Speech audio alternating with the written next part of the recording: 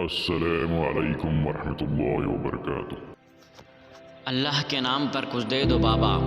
ایک بھکاری روزانہ کی طرح اس روز بھی وہیں بھیک مانگ رہا تھا۔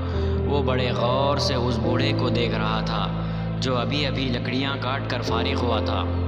اس بوڑھے نے بھکاری کو دیکھا جو بالکل تندرست ہونے کے باوجود بھیک مانگ رہا تھا۔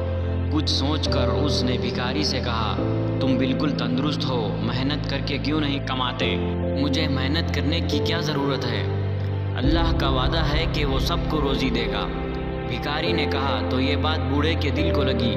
اس نے کام کو چھوڑا اور یہ سوچتا ہوا گھر چلا گیا کہ مجھے بھی میرے نصیب کا رزق ملے گا۔ اگلے دن جب لکڑہارے کا شاگرد اسے بلانے آیا تو اس نے بھکاری والی بات اسے بھی بتائی اور کہا، ہمارے رب کا وعدہ ہے کہ رزق دے گا، تو ہمیں اس مشکل میں پڑنے کی کیا ضرورت ہے؟ لیکن شاگرد تو کام کرنا چاہتا تھا۔ وہ ہر روز کام کرتا اور اس میں سے کچھ پیسے اپنے استاد کو بھی دیتا ہے، جسے لے کر استاد کہتا، دیکھا میرے حصے کا رزق مجھ تک پہنچ جاتا ہے۔ اس کی اس بات پر شاگرد خاموش ہو جاتا کیونکہ وہ اسے سمجھا کر تھک چکا تھا۔ اسی طرح دن گزرتے گئے اور لکڑہارے کا شاگرد اپنی محنت کے بلبوتے پر کامیاب ہو گیا۔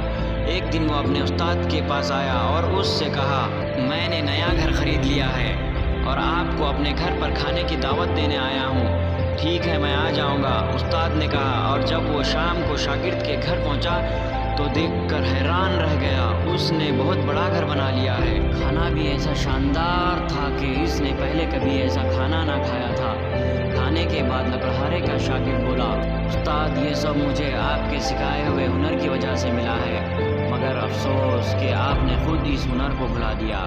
یہ سچ ہے کہ ہر ایک کو اس کے نصیب کا رزق ملتا ہے، مگر اللہ محنت کرنے والوں کو پسند کرتا ہے اور انہیں ان کی محنت کا اجر دیتا ہے۔ اب لکڑہارے کو احساس ہوا تھا کہ اس سے کیا غلطی ہوئی ہے۔